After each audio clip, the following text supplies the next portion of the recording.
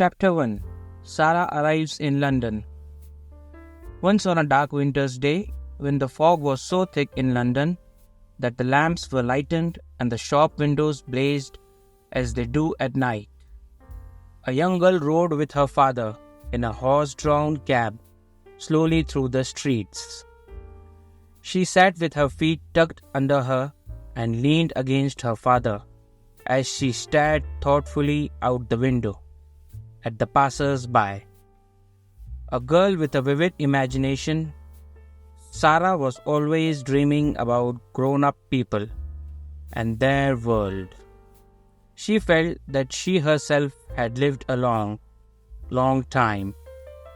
Mostly she was thinking how strange it was that at one time she was in India in the blazing sun, then another time in the middle of the ocean, and now here she was driving through the streets of London on a day that was as dark as night. She shivered and moved closer to her father.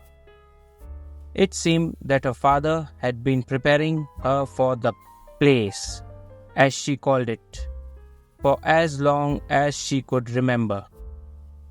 Her mother had died when she was born, and her young, handsome, and adoring father had been her whole world. Because he was rich, he was able to give her everything her heart desired. She had always lived in a beautiful house and had many servants who let her have her own way at all times. She had toys and pets and a maid who did everything for her. Gradually, she learned that people who were rich had these privileges. Only one thing troubled her, and that was that someday she would have to go to the place.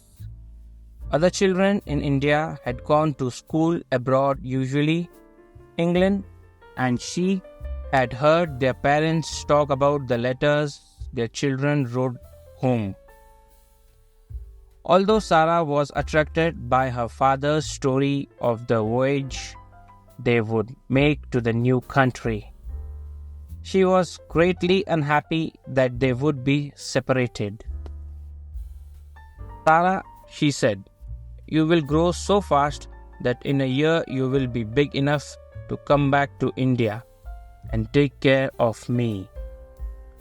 The thought of coming home and keeping house for her father and being his hostess sometimes appealed to Sarah tremendously. So if she had to go to school in England for a while before being grown up enough for that, she had made up her mind to do so. "Well, Papa," she said softly, "I suppose we must be resigned to being apart." Captain Crewe laughed. "Oh, Sarah, sunshine," he said, calling her his favorite pet name for her, and kissing her on the forehead. He was not really all that resigned himself, but he felt he must keep that secret. He and Sarah had always been very close, and he knew he would be lonely when he returned to his empty house in India. So as their horse-drawn cab rolled into the big dull square that was their destination, Captain Crewe held his daughter more tightly than ever. The house was big and dull too, just like all the others in the row.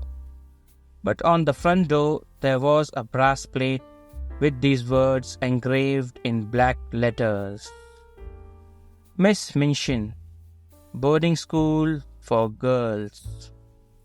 "Here we are, Sarah," said Captain Crewe, trying to sound as cheerful as possible. Then he lifted her out of the cab, and they walked up the stairs and rang the bell. A housekeeper ushered them through the hall and into the drawing room.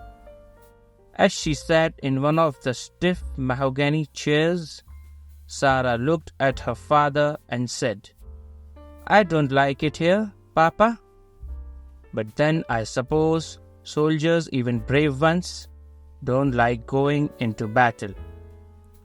It was just then that Miss Minchin entered the room.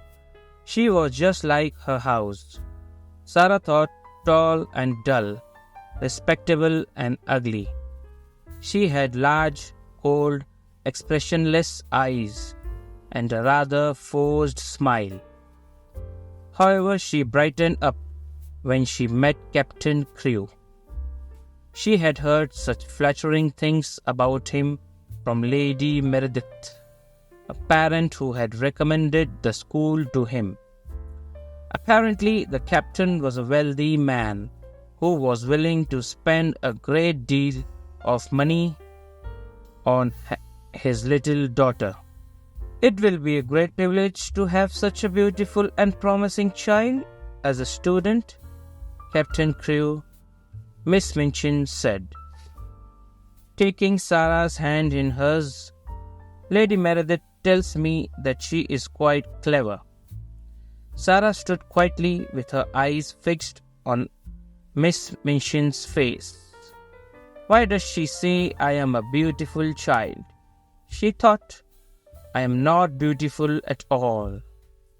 Sarah was mistaken in thinking that she was not attractive.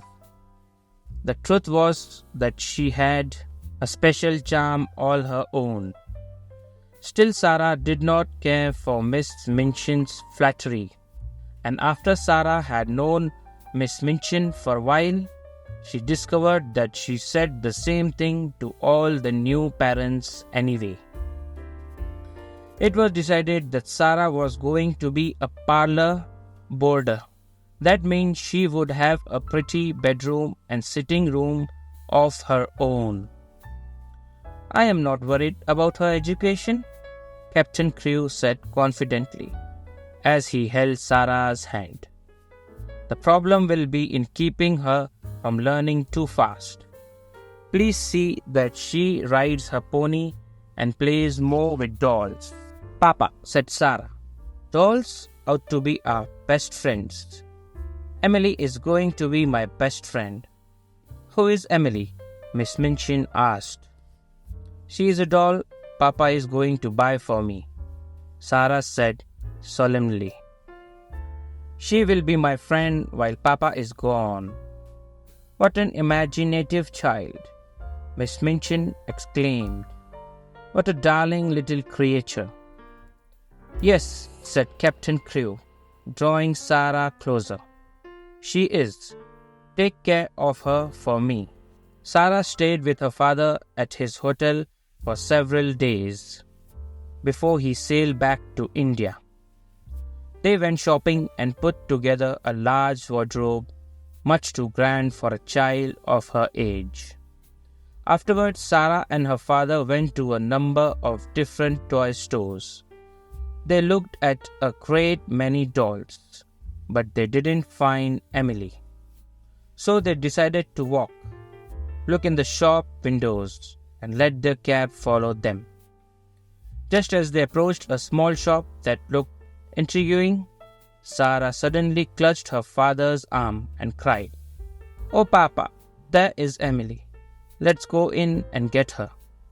Emily was purchased at once, and Sarah and the captain took her right to a children's dress shop, where the doll was measured for a wardrobe every bit as grand as Sarah's.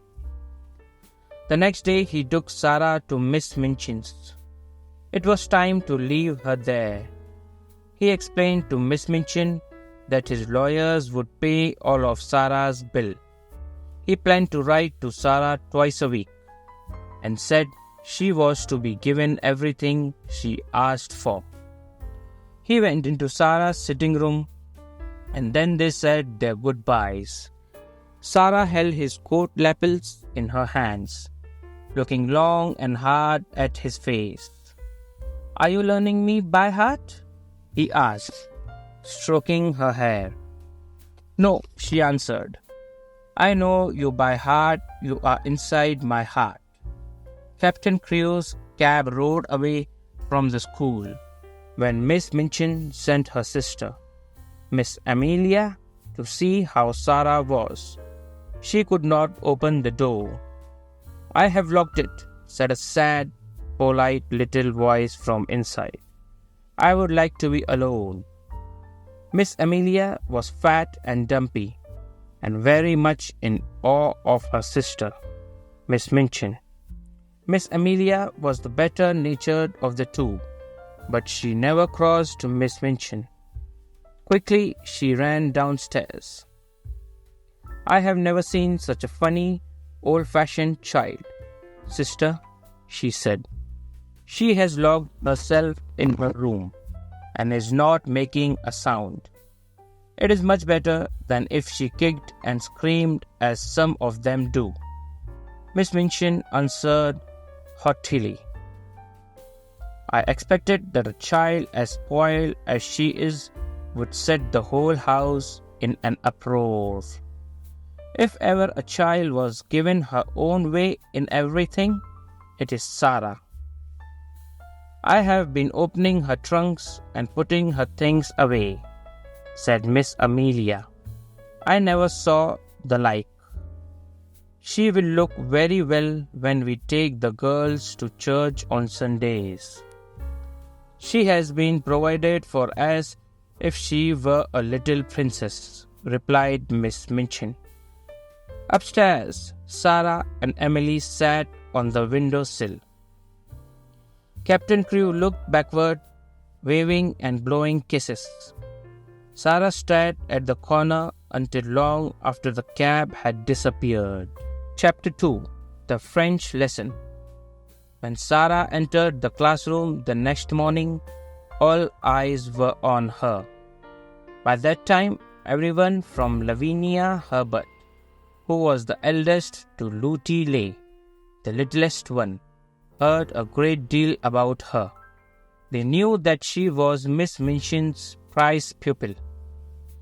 Lavinia had even caught a glimpse of her French maid, Mariette, who had arrived the evening before. Lavinia had sneaked past and seen Mariette opening a box that had arrived late from a shop. It was full of petticoats with lace frills on them. She whispered to her friend Jessie as she bent over her geography book. "She isn't pretty the way other girls are pretty," said Jessie, "but she makes you want to look at her." Sarah was sitting quietly at her desk near Miss Minchin's, waiting to be told what to do. She looked at the other girls, wondering what they were like, whether they liked Miss Minchin and their lessons, and whether their fathers were as wonderful as hers. She had had a long talk with Emily about her father just that morning. A weaver of stories, Sarah liked to pretend that Emily was alive and really heard and understood everything she said. "You can read this book while I am in the school this morning," she had told Emily.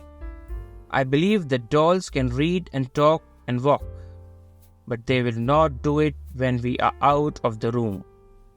That is their secret," Sarah explained to Mariette when she saw her looking at her curiously.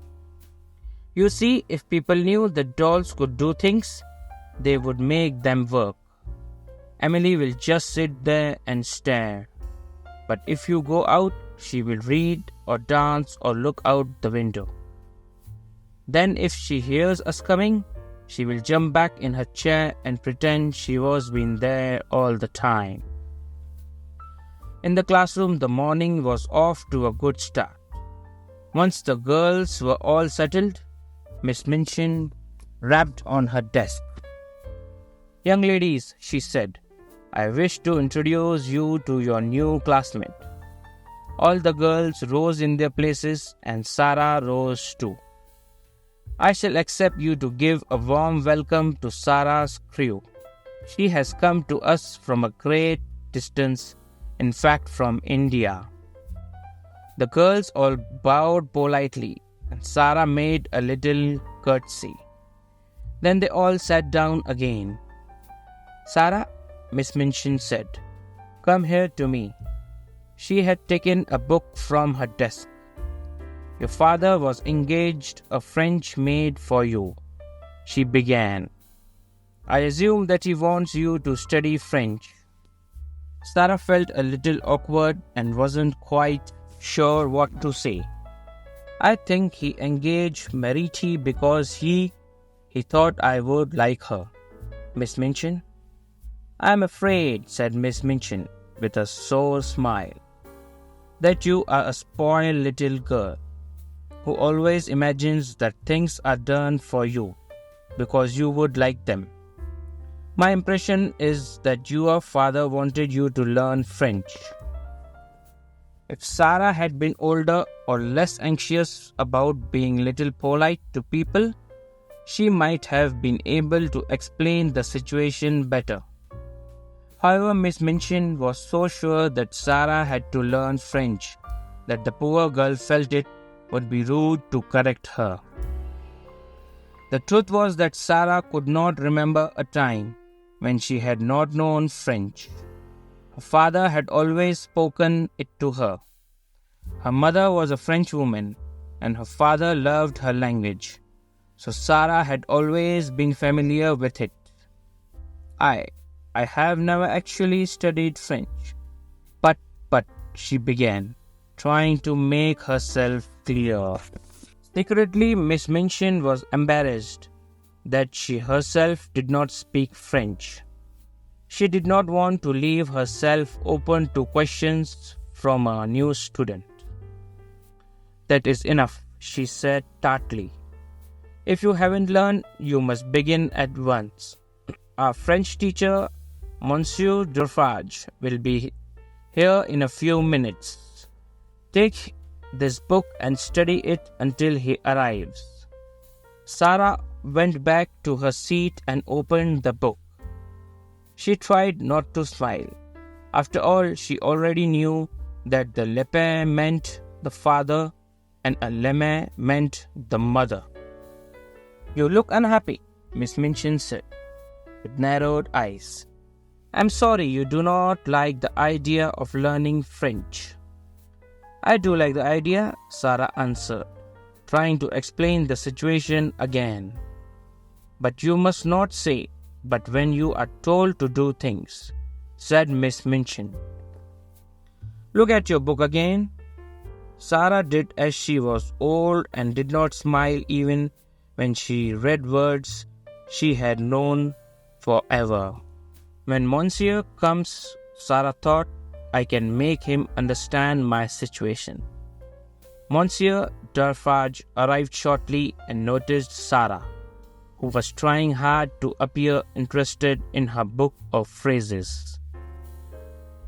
"Is this a new pupil for me, Miss Minchin?" he asked. "Yes," Miss Minchin began. Her father is anxious for Sarah to learn French, but she was some sort of prejudice against it. She doesn't seem to wish to learn.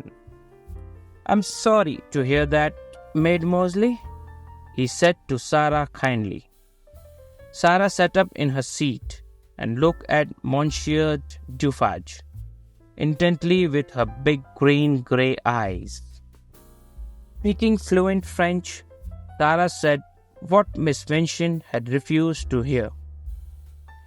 No, she had not had formal French lessons in a classroom, but she had learned to speak the language because her father and other people she knew spoke it. Peering at Sarah over her reading glasses, while she told her story to Monsieur Defarge, Miss Minchin was quite indignant. She could not hide the flush of embarrassment that crept slowly up her face. On the other hand, Monsieur Defarge was simply delighted with his new pupil.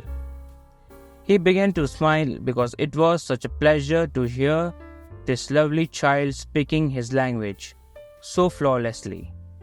It made him feel as if he were in France again. which on dark, foggy days in London seemed a vast world away. When Sarah had finished, Monsieur Dufford took the phrase book from her and said to Miss Minchin, "Ah, madame, there is not much I can teach this pupil. She has not learned French. She is French. Her accent is exquisite. You should have told me," exclaimed a mortified Miss Minchin, glaring at Sarah. I tried," said Sarah. I suppose I did not go about it just right."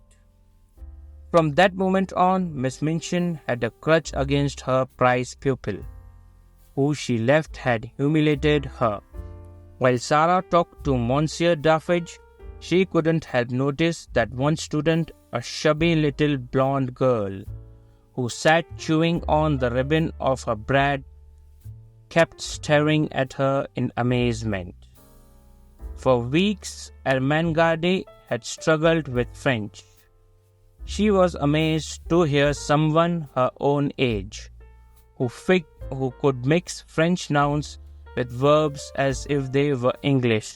"Miss St. John," Miss Minchin exclaimed crossly, when she noticed Ermengarde staring at Sarah. "Take that ribbon out of your mouth. Sit up at once. Do you hear me?" Lavinia and Jessie giggled. Poor Ermengarde became red in the face and almost looked as if she were going to cry. Sarah felt sorry for her. It was just second nature for Sarah to help others who were sad or in trouble. When she heard the other girls laughing and saw the agonized expression on Ermengarde's face, Sarah's heart went out to her. "This isn't funny," she said under her breath. When class was over, Sarah looked for the sad little girl outside in the hall. She found her huddled all alone in a window seat. Sarah introduced herself. As they talked and got acquainted, it was obvious to Sarah that a lot of his Ermengarde's problem was that she had a brilliant but critical father, who never gave her the love and support she needed. No wonder she felt so inferior, Sarah thought. As Sarah talked about her search to find Emily, her love for her father, and the pain of their separation, Ermengarde began to like Sarah enormously. "Lavinia and Jessie are best friends," she said in a slow voice. "I wish we would be best friends. You are so clever, and I am the stupidest girl in the school. But oh, I do like you." "Yes, we will be friends," said Sarah. "And I will tell you what," a sudden gleam lightening her face, "I can help you with your French lessons."